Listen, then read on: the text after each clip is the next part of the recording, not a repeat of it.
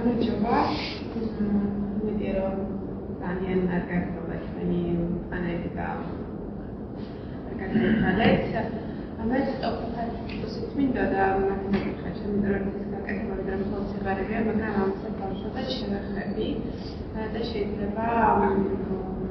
ლოგიკური განმარტება იყოს. ძალიან საინტერესო რომ და მოგესალმებს შეფერცლობა გარკვეულად იყოს. მე მგონია რომ საქართველოს ხალხთა დემოკრატიზაცია და მოპარაკობს. ეს ავანალიზოთ რა იყო დემოკრატიზაციის პოლიტიკური პროექტი, ან ისტორია, რომელსაც ფაქტები დემოკრატიზაციის შეფასების ფაზებში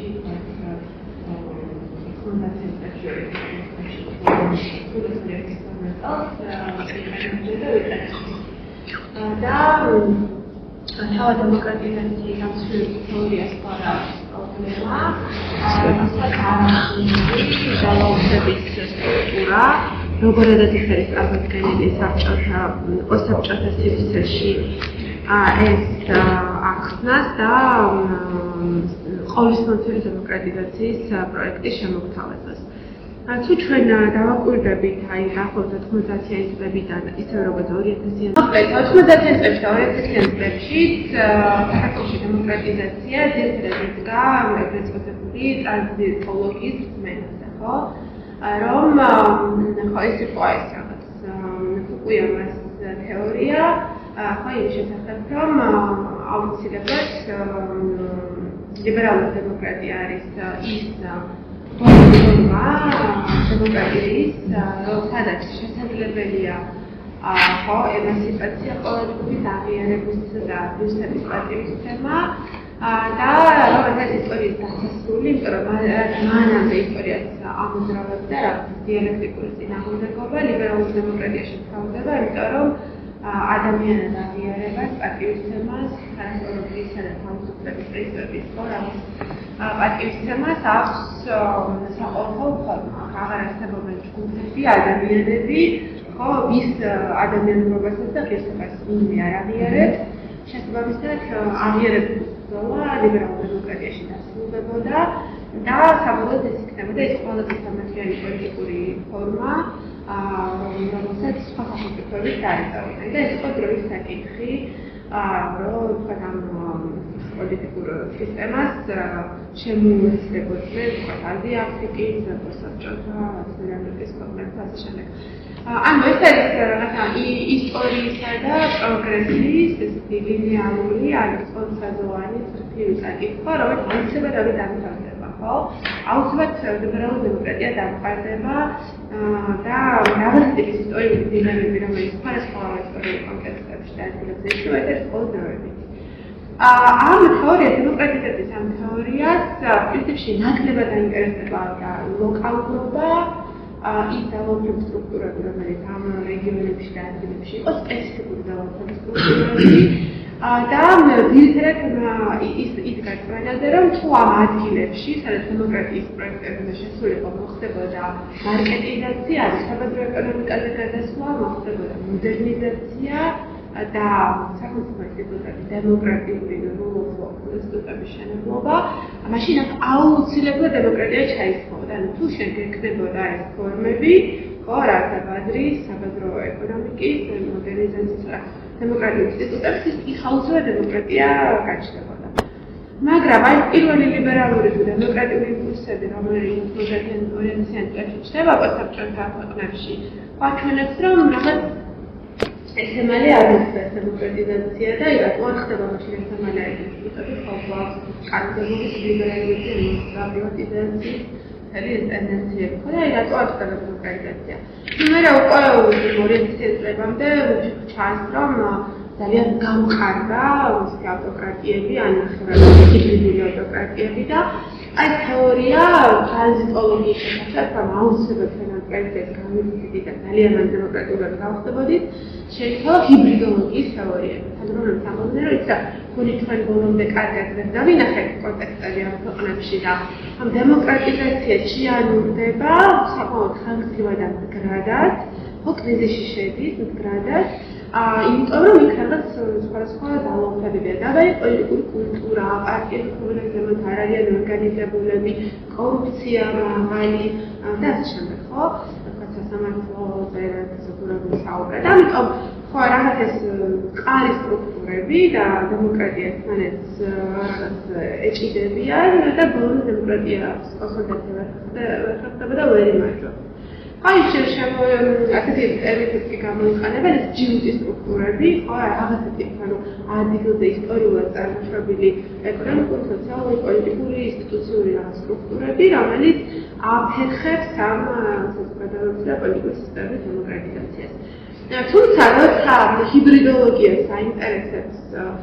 დემოკრატიზაცია, ის მაინც ფორმალური პოლიტიკის ველით შემოიფარგლება, ანუ მაინც უყურებს არჩევნებს, სახელმწიფო ინსტიტუტებს, არჩევნებს, პოლიტიკურ პარტიებს, საზოგადოებრივ ორგანიზაციებს, მედიას, ანუ მაინც ეს ზედნაშენს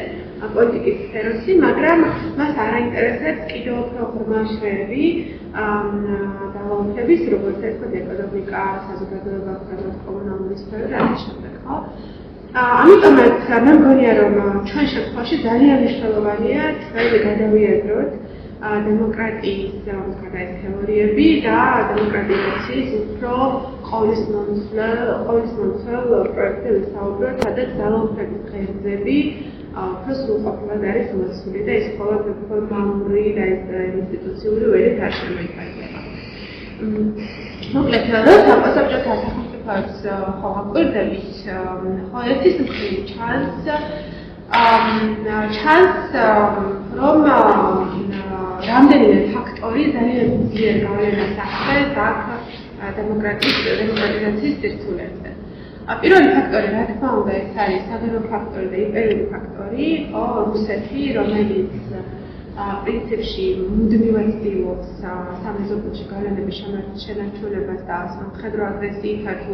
ჰიბრიდული ომების სტრატეგიებით, ხო, ამ რეგიონებზე ეკონომიკური, პოლიტიკური, ენერგეტიკული თუ ასე შემდეგ საბოლოო იდეოლოგიური თვალსაზრისით გონი, ხო, აი ამ მექანიზმებით ძალაუფლების შენარჩუნებას და პრინციპში თუნდაც ჩვენს რეალობას შევხედავთ, ყველა დრამატული შემოგვინება, რაც ვარდნის რევოლუციის პროექტის სისტემიდან უკავშირდება ეს 2000 წლის ომია, რომელიც მანამდე მზადდებოდა და ხო დიდი დაგმა მიიღო აი ამ პროექტმა საბოლოოდ სწორედ ომისა და რუსეთის ფაქტორების გამო და ახლაც როცა ხდება ძლიერი შემოქმედება ავტოკრატიზაციის დასარგებლად, ესეც უკავშირდება უკრაინის ომს და ის რუსულ ფაქტორს და იმპერიული პოლიტიკის საკითხს. ანუ ეს არის დიდი საკითხი, ანუ ეს არის დიდი საკითხი, რომელიც თავზე ვიკიდია და რომელიც ძალიან მნიშვნელოვანი ფაქტორი ხდება დემოკრატიის უკუსვის ან ავტოკრატიული კონსოლიდაციის, ხო? მეორე ფაქტორი ეს არის ეკონომიკა. მე ეკონომისტი არ ვარ და ბევრი საუბრობ ნიუსურად, ხო? მაგრამ ისეთ ახასიათებს, როგორც ესეთი სტრუქტურა, საბჭოთა ქვეყნებში ეკონომიკას, პირველი ეს არის პოლიტიკისა და ეკონომიკის უშუალო გადაჯაჭვულობა, ხო, სადაც პოლიტიკურ ძალაუფლებას ფლობენ ისინი, ვისაც ეკონომიკური ძალაუფლება ჰქონდა, კლასიკური მაგალითია, ოლიგარქიული სისტემები, ან ვინც პოლიტიკურ ძალაუფლებას შორის ის ახერხებს კორუფციით, ეკონომიკური რესურსების მოხვეჭებას, ხო? ყველა შემთხვევაში, თუ შეიძლება საბჭოთა ქვეყნებში კიდევ ფული აკეთო, შემდეგ იყო ლოიალური მართველი პოლიტიკური ძალების მიმართ და თანამშრომლობდა მასთან. ამიტომ ის რაც ლიბერალურ დემოკრატიებს ილუსტრებდა დასავლეთში, რომ ეს ორი სფერო ყოველთვის ურთიერთ გადაჯაჭვული იყო და მუდმივად კონკურენციაში იყო დადებულობებს ხვდა ხან-ხან გადაიკვეთებოდა, მაგრამ არსებობდა პოლიტიკური და ეკონომიკა სეპარაცია ხდებოდა ამ ორი სფეროში, აქ ჩვენ არ გვაქვს. და მეორე, რაც ყველაზე მნიშვნელოვანია, აი ეს პრივატიზაცია, პრივატიზაცია, საბაზრო ეკონომიკის დამკვიდრება ხდება ძალიან ვულგარული და აგრესიული ფორმებით, რომელიც 90-იან წლებში უბრალოდ ამ რესურსების გადანაწილების კრიმინალურ, ნახევარკრიმინალურ ფორმას იღებს და განსაკუთრებულად 2000-იან წლებში უკვე შემოდის ამ ნეოლიბერალური იდეოლოგიით, რომელიც ამბობს, რომ თუ გინდა რომ ნამდვილად თავისუფალი იყო, ყველაფერის რეგულაციაში უნდა მოაქციო, აღარ გჭირდება სოციალური ინსტიტუტები, კორუფციის წყარო, აღარ გჭირდება შრომის სტანდარტები, ინვესტორების შემცირდებიან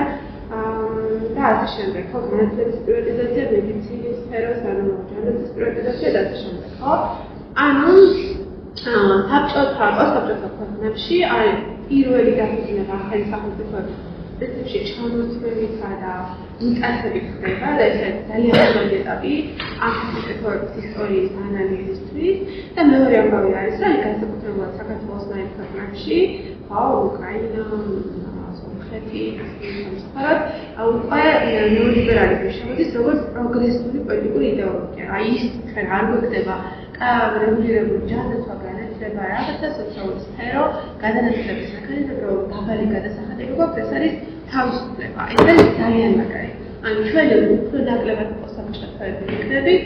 ხო, თუ აი ამ აბსოლუტურ თავისუფლებას სრული დერეგულაციით იმას ვსვამ. ხო, და ამან გამოიწვია ის, რომ რაღაცა ტიპის ეკონომიკური ზრდის ტენდენციები რაც მოახასიათებდა, საბოლოოდ არასდროს არ ნაწილდებოდა და ამან შექმნა ძალიან მოწყვლადი საზოგადოებები ამ კონტექსტებში.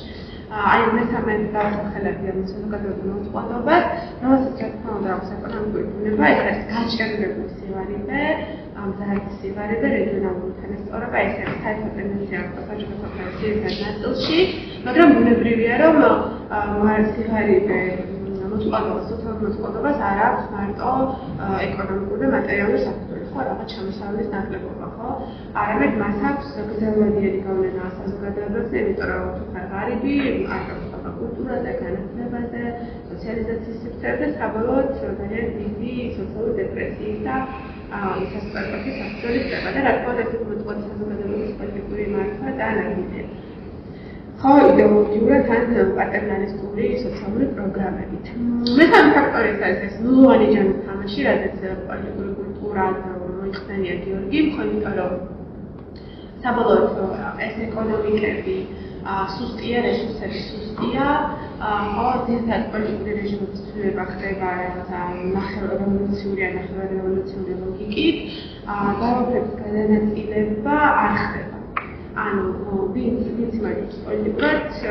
ის ანალიზებს ოპონენტს. და ამის მიზეზი არის, რა თქმა უნდა, პოლიტიკური კულტურა, მაგრამ ეკონომიკური ლოგიკაც, იმიტომ რომ თუ ძალაუფლებაში ყოფნა არის ყველა რესურსის პოვნა, რატო უნდა გავაზია ცხოვრების გავა სამწუხაროდ საერთო ბრძოლა საქართველოში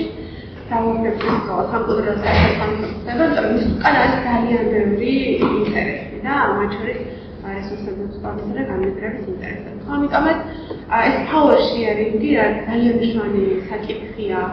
დემოკრატიისთვის, არ მხოლოდ ინსტიტუციურ დონეზე რაღაცა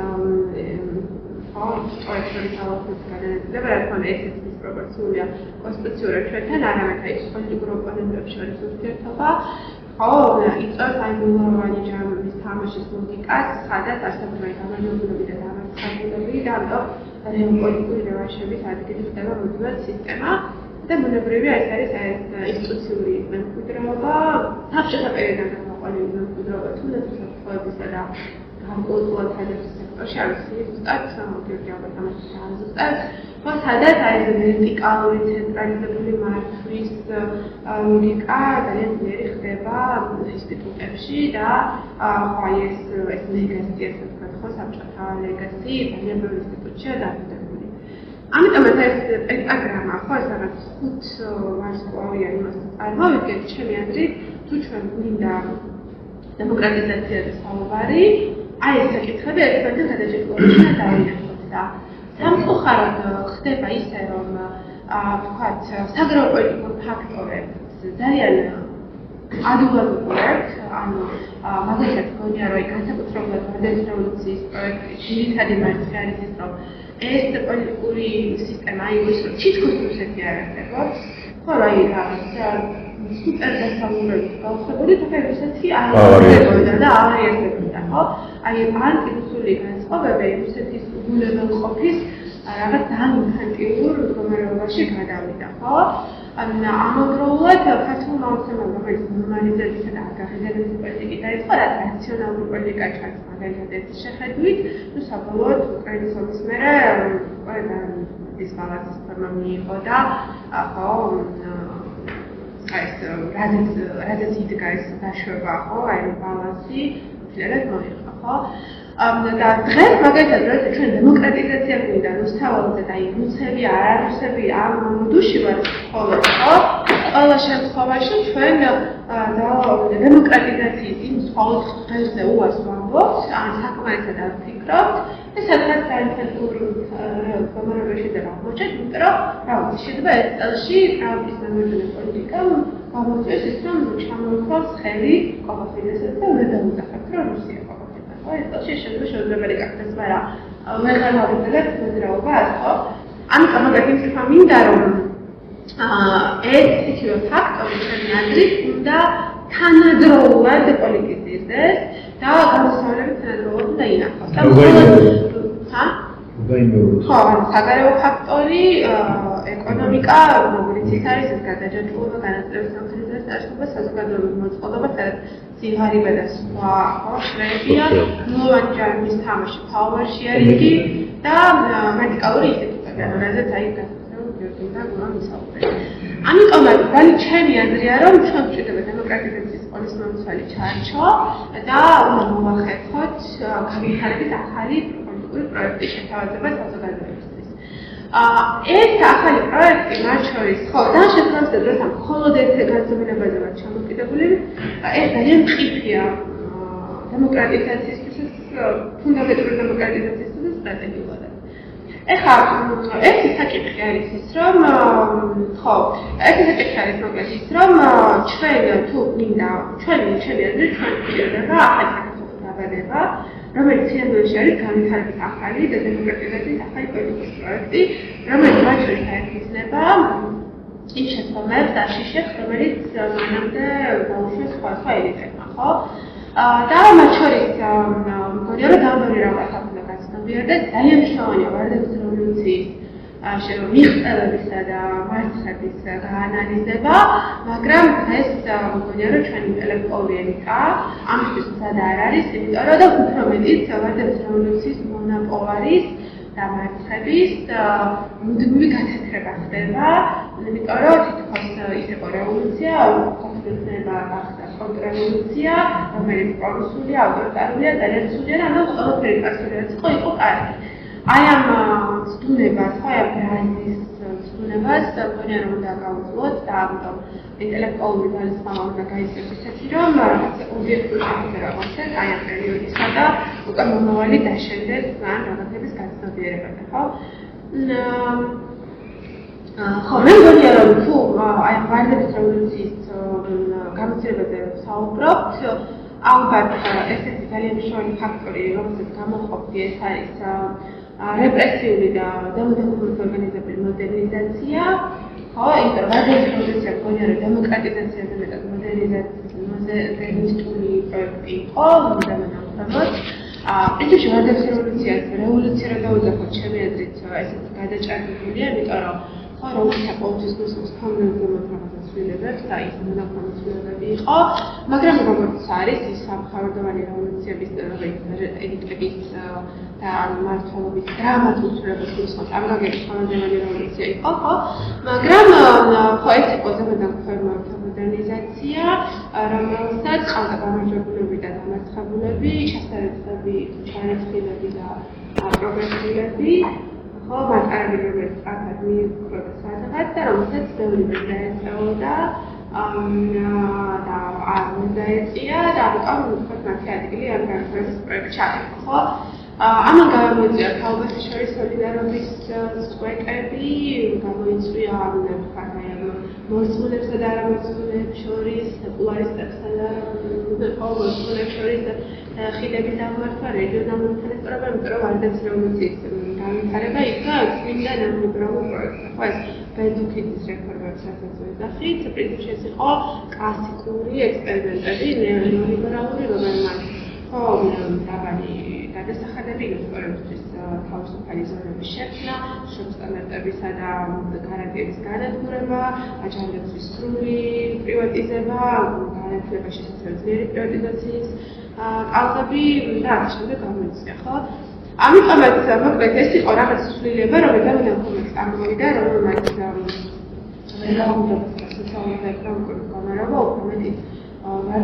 ამ პროექტის დასასრულს საქართველოს საქართველო იყო პირველ ადგილზე ეკონომიკური თანასწორობის პროცესში და მოსაზრების ქვეყნებს შორის, მათ შორის კეთილდღეობაში განსხვავება რეგიონებსა და ქალაქებს შორის იყო ძალიან მაღალი. და ამავდროულად მას კულტურული ეს მეკლეშიც მოყვა, ხო, აი სწორედ ეს ძაღლიანად ორგანიზებული მოდერნიზმის პროექტი გამ. ამავდროულად რუსეთთან იმპერიულმა შერიახით და პროვოკაციულმა პოლიტიკამ ცეცხლთან თამაშმა კონფლიქტის რეგიონებთან მოსხიმოლის საფრთხების მიმართულებით. ხო და ჯერ დემოკრატიზაციამდე ტერიტორიული მთლიანობის აღდგენის აი ამ რაღაც ინსტინქტებმა ხო საბოლოოდ ძალიან დიდი დაწესება უკანა ამ რეჟიმს და მგონია რომ მინიმუმ გადაწყვეტილებაზე რეფლექსია ჩვენ და გაფიქრებინებდეს ხო და ამის ნაწილი იყო ბუნებრივია დამოუკიდებლობის კონსოლიდაცია ძალიან აგრესიული, თუ შენამოდი რომ რუსეთი ამ კერი, რუსეთის მტრები აგენტები აგებდნენ ძალაუფლებას გაძლიერდნენ, ამან გამოიწვია სრული კონსოლიდაცია პოლიტიკური ძალაუფლების ყველა დონეზე, ხო და უახლოესი ავტორიტარული სისტემა მიიღეს. მე ოცნებ ელემენტ მართლობას ვეძახი როგორც ნეოლიბერალურ ავტორიტარიზმს, ხო, სადაც ეს სოციალური მოყოლება ძალიან გაიზარდა, უნიკალური მართლობა ცენტრალიზებული ავტორიტარული ასევე ძალიან გაიზარდა. ამავდროულად საგარეო ძალიან ძლიერი პოლიტიკური დარტყმები მიიღეთ, რომელიც ყველგან წავიდოდა, იმიტომ რომ ომის ტრავმები ესე ადვილად არ მიდის. და ჩვენ შეგვიძლია ვთქვათ, რომ ქართული ოცნება დღეს სწორედ აი ამ შეცდომებს აფუძნებს საკუთარ მართლობას. ხო, როგორც საგარეო პოლიტიკის, ისე შიდა პოლიტიკის ნაწილში იცილობს ან სოციალური კმაყოფილებისა და კულტურული კმაყოფილებების გამოყენებას, ხო, როცა უფრო რელიგიურია, უფრო ტრადიციონალისტურია, აგებითი უფრო სახალხოა, უფრო სოფლურია, ვიდრე ქალაქურია, ხო, პირობითად შალვა კვართლის გახარებები არის ჩადის სოფლებში და რასაც კულტის სახელებს გასახელებს, ხო, საქართველოს სტატისტიკის რაღაც კახეთში და სვანეთში ისეთი ტრადიციონალიზმის ჩვენერა ალბათ ადგილობრივებმა ტრადიციან უბრალოდ კულტურის სახელი, ხო? ამიტომ ერთ-ერთი მხრივ ეს, მეორე მხრივ ხო რუსეთთან ნორმალიზაციის პოლიტიკა, რომელიც დღეს უკვე გახდა აი ომის შაშინებისა და ხო ამის პოლიტიკა და რომელმაც თავდაპირველად პოლიტიკური ლიბერალიზაცია ჩემი აზრით დაუშვა, ანუ ჩვენ ნამდვილად ხო შეგვიძლია ვთქვათ, რომ პოლიტიკური პლურალიზმი და ლიბერალიზაციის აქტიური ტალღა ჰქონდა 12-დან ომამდე, წლამდე არის სხვა გრადაციით. ხო, ეს პოლიტიკური პლურალიზმი უფრო ინტენსიური იყო ჩვენი სადაც ძალიან მალევე მოხდა პლურალიზმის მოგვითვა, იმიტომ რომ ხო ეს საქართველოს იმპერატორის ხმელი გმირი, რომელსაც 90%-იანი ხარდაჭერა ჰქონდა და ეხლა მერანი გამედავდა ის მოსამოღებას მორალურად კი, იმიტომ რომ ხო ძალიან დიდი მოლოდინი მათ შორის ენჯელების და ოპოზიციის მხრიდანაც ჯოხათები მალე გადავიდნენ ოპოზიციაში, აგულისხმობ მხატვრობის ოპოზიციას, ხო მოლოდინი რომ მაინც არსებითად სწორედ მიდის და ეს არის საკითხი საქართველოს დროს ენჯელებშიც და ოპოზიციაში პრეზიდენტად ხო იმ თავით იყო ძალიან დიდი პრობლემა მათ მუდმივად აღწერდა შემოწმეთ ამ მაგალითს ხო მოკლედ ის მინდა რომ ქართული ოცნება დღეს არის ისეთი ძალაუფლება რომელიც საკუთარ ავტორიტარიზმს აფუძნებს არ რაღაც დიდ იდეებს რაც ახასიათებდა ვარდების რევოლუციას რომელიც კლასიკური ავტორიტარული ტენდენციები ქონდა რომ მას მართლა ქონდა გრანდ ნარატივები და გრანდ ინტერვენციები ხო ამათახები დაინახავდით ხო მათ ცვლილების და დემოკრატიზაციის პროექტს მაგრამ მაინც ეს იყო რაღაც დიდი იდეები და ცვლილებები რომელსაც ჭირდებოდა ძალაუფლების კონსოლიდაცია ხო უსაფრთხოებისთვის მოდერნიზაციისთვის კი და მანამდე სხვა გადაწყვეტილი იდეები ესე ხო ნამდვილად ხო და ქართული ოცნება კონსოლიდაციას ახერხა იდეების გარეშე ამიტომ შიშო ავტორიტარიზმი და ხო და იდეო ავტორიტარიზმია ხალხის ცდილობს რაღაცა კათედრის ორგანიზაციის რაღაც გამოგვენილი მიზნები და იდეები აქვს ხო მაინც ეს უფრო ისეთი არა ამოჩვენებითია ხო და დღეს მოდი ასე ვიტყვი, რომ საქართველოს ავტორიტეტები რა თქმა უნდა შენაჩვენების სჭირდება. მე მაინც ვიტყოდი, რომ ნაცნობრაობას რაღაცაკიდან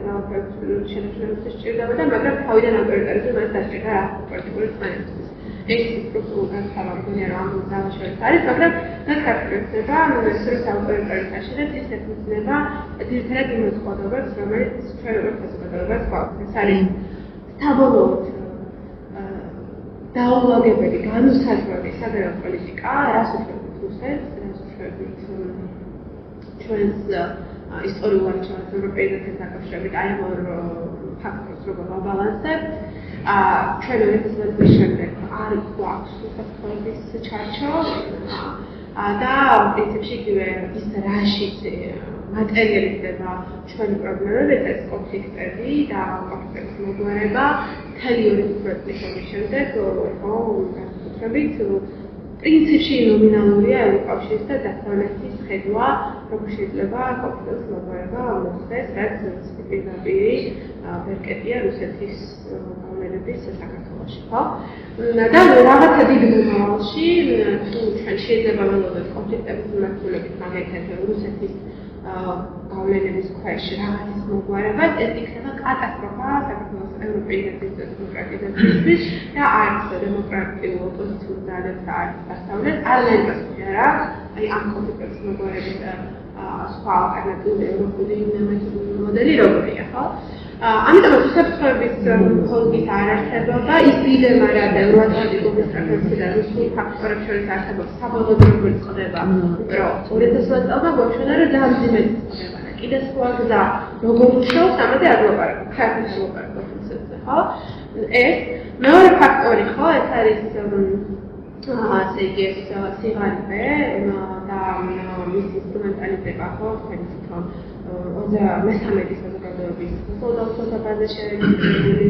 20% პრაქტიკულად სახმარებას იღებს საჯარო საქმის პროგრამებია, მთელი მუნიციპალური სერვისები, აი მუნიალობის და პატრონკლიანტული მოლტიკებით არსებობს მდინარო აწარმოებს საქართველოში რამე გრანტი მიიღოს სხვა სოციალური გრანტები ხოლმეობის პრინციპით ხდება რომ თანანაწილება ჯანდაცვის პროგრამებიც კი არის თუ რეფერალს მიმართავ ამიტომ საფრთხე გაჩნდა არის აქტიური ისინი თუ შეწყალება გინდა ხეებიდან ხო რა ანუ პატრონკლიანტულ საზოგადოებას ჩამოაყალიბა საქართველოს რომ ელემენტი არ გააკეთებს რომ ნეოლიბერალური იდეოლოგიის გამო მათ ეს სოციალური ბენეფიტების სისტემა ხოდა ძალიან მინიმალისტური ხო პრინციპში დღეს სოციალური პოლიტიკა საქართველოსთვის ნეოლიბერალურია მაგრამ მათ მასშტაბები განადეს ნეოლიბერალური დატვირთული პოლიტიკის პასუხად რომ ვიცრუებად გავიდა ხო მაგრამ ხო რომ მასშტაბი გაზარდა ამიტომ პატრონკლიანტული სტრუქტურები ფარულად ჩამოყალიბდა ეს არის ომისტრამვები 90-იან წლების ორიენტაციების ხო ეს არის ჩვენი ერის კონსოლიდაციის პრობლემა იმიტომ რომ პოსტსაბჭოთა საზოგადოებებს კიდევ ხასიათებს რომ აი ამ ეკონომიკურმა კოლაფსმა და კრიზისებმა ხო შექმნა ძალაუფლების ვაკუუმი და ნდობის ვაკუუმი და საზოგადოებებში წარმოიშვა ისეთი ძალაუფლებები როგორც ეს ეკლესიები ან ჯარების სხვა კონტექსტებში ხო რომლებიც ზრუნველი იქცნენ ხო რომლებიც რაღაცა საზოგადოების კონსოლიდაციას ან ახალი დეტომის კულტივირებას აკეთებდნენ და დღეს ჩვენ ვხედავთ თქვათ იგივე ფაქტის ფაქტორი ხო რომ აი ეს პოლიტიკური ჰომოფობია ეთნიკური ნაციონალიზმი როგორ გამოიყენება ქართულებს მიერ ხო რომ მთელი ეს კლერიკალური დისკურსი საკუთრების ხმე არავის არ გაუკეთებია ეკლესიას ესენია უფრო მაგარი კლერიკალები ხო ანუ თავისი ჰომოფობიისა და სხვა საკითხები ხო ამიტომაც მოგეთხოვდა რომ ქართულებსა ეს არის ესეთი მართლობა რომელიც დგას ჩვენს მოწყობილობებზე ის არ არის ის ძალაუფლებაში მხოლოდ მაგიტო არ არის და იმიტომ ვერ ახერხებს ხო ეს ძალაუფლების და ინვესტიციების ხმარება ხო მაგალითად განცდიერები და ჭრები არიან ისინი ძალაუფლების შენარჩუნებას ახერხებენ იმიტომ რომ ჩვენ როგორც საზოგადოების და პოლიტიკის სისტემას გვაქვს სტრუქტურული პრობლემები განცდილი მარცხები, ტკივილები, ჭრილობები, გუნდობლობა ჩვენი პოლიტიკური ელიტების და ეთნიკის მიმართ რაც აძლია და თუ ჩვენი საზოგადოების ფუნდამენტი გარდაქმნების დღის წესრიგი და პროგრამული ხედვები არ გვექნება და ამედია და მოლაპარაკებენ პოლიტიკური ელიტები, ჩემი აზრით კიდევ ერთხელ შეინარჩუნებს კაცობრიობა დაუხდეს თუ რაღაც სასწავლო შემთხვევები არ დაუშვეს ან გეოპოლიტიკური შემოქმედება მათ მიზანად დამოკიდებული გახდა. ხო, თან ხო, ამიტომაც და კიდევ მეორე ამბავი რა, რომ აპოსტაფჭოთა სივრცეში ამ პარტიას როგორც ახასიათებს ციკლურობა. ხო, ან ასეთი ჰიბრიდული ციკლური ავტორიტარიზმები, რომელიც რაღაც ლიბერალური იმპულსებით ცდილობს ის დემოკრატიულ კონსოლიდაციას არ გამოსდის, ესე მოხდა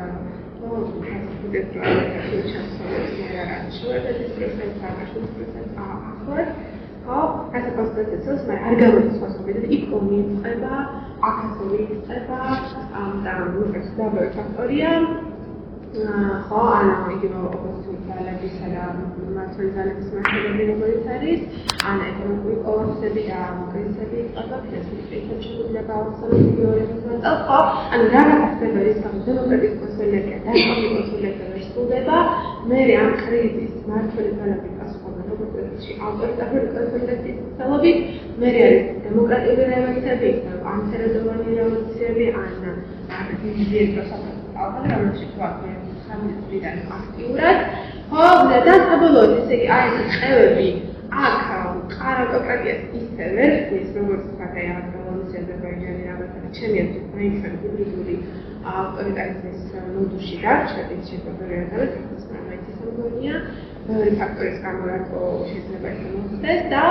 მოკლედ ჩვენ ვართ განწირულები თუ აი ამ ფუნდამენტურ საკითხებზე არ დავფიქრები და ცვლილების თეორიას არ ვიყავით, რომ მომავალი მმართველები ქართულში შეძლოს მაინც აუტოკრატიულ ციკლში წავალ. ხო, ამიტომაც განსაკუთრებით ახლა როცა არამართლობაში ყოფილი პოლიტიკური ოპოზიცია დაასრულდება და ყოფილი მართლობაში ყოფილი ძალა თქმიდა რევოლუციაზე ვლაპარაკება, ხო, და ეს შუა ძალები ისევ უწევია. ამიტომ ჩემი მოსაზრება არის, რომ თუ ქართულების რეჟიმის ცვლილება გინდა და მეორე თუ გინდა რომ ახალ კრატიულ ციკლში აი ამ რაღაც იმაში არ აღმოჩნდეთ ისევ ლაპარაკების ამბებში, ჩვენ ჭირდება დემოკრატიზაციის ახალი პროექტი, ხო, რომელიც აიჩენს თავში დასახელებული 5 ფაქტორზე ახალ შეცდომებს გულისხმობს ფორმატად ზემოთ ელიტაში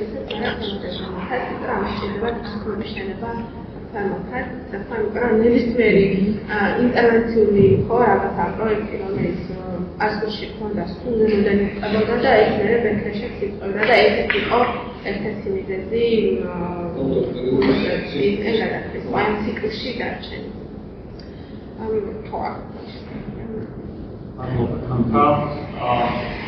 პრინციპში შეგიძლია პროის მენეჯმენტის დაუსრულობის გამო, თუმცა დამეთანხმებით, რომ შეუძლებელი იყო ეს როლს გამოიყენოს სხვა, იმიტომ რომ ჩვენ თან იყო კითხვა დასმული, დიაგნოზი დავუსვათ ის არსებულ გონებს რა დაიყვა, ხო, ანუ საზოგადოებრივ კონტრაქტში რა დაიყვა, საუბრობთ დემოკრატიული სახელმწიფოს მშენებლობაზე, საოცრად მეიგეს სამართლიანობაზე, კეთილდღეობაზე, უსაფრთხოებაზე. რადგან ჩვენმა სპიკერებმა ისაუბრეს, რომ აი ამ სამი მიმართულებით პრინციპში ჩვენ გვაქვს სერიოზული პრობლემები, თუ საუბრობთ სამართლიანობაზე, მართლმსაჯულება ქვეყანაში ფაქტობრივად არ გვაქვს, არ არის სამართალი, არ არის სამართლის უზენაესობა, ეს დამახინჯებულად არის ეს კანონის უზენაესობა გაგებული ამ ქვეყანაში. არ გვაქვს სამართლის უზენაესობა, არ გვაქვს სამართლიანობა, არ გვაქვს ინსტიტუტები, რომლებიც ინდივიდის დაცვაზე არის ორიენტირებული და არის რეჟიმის დაცვაზე ორიენტირებული, არ გვაქვს ჩვენ, რა თქმა უნდა, საზოგადოებაზე ინდივიდზე მორგებული სახელმწიფო ინსტიტუტები, რომლებიც მის კეთილდღეობაზე ზრუნავენ, ხოლო მართლმსაჯულების ორგანოებზე არ არის საუბარი. რაც თქონდა კეთილდღეობა, საზოგადოების კეთილდღეობას უხდის საფრთხეს და რა თქმა უნდა უსაფრთხოება, რომელიც ქვეყნის უსაფრთხოება, საზოგადოების უსაფრთხოებას უნდა იცავდნენ, საბოლოო ჯამში აქაც ისევ და ისევ რეჟიმის უსაფრთხოებასთან მივყავართ აი ამ ორგანოებს. და პრინციპი რა არის აი ამის გამომწვევი და ძალიან კარგად ისაუბრეთ იმ სპიკერებთან, თამამ ძალიან კარგად შეაჯამაყო. სწორედაც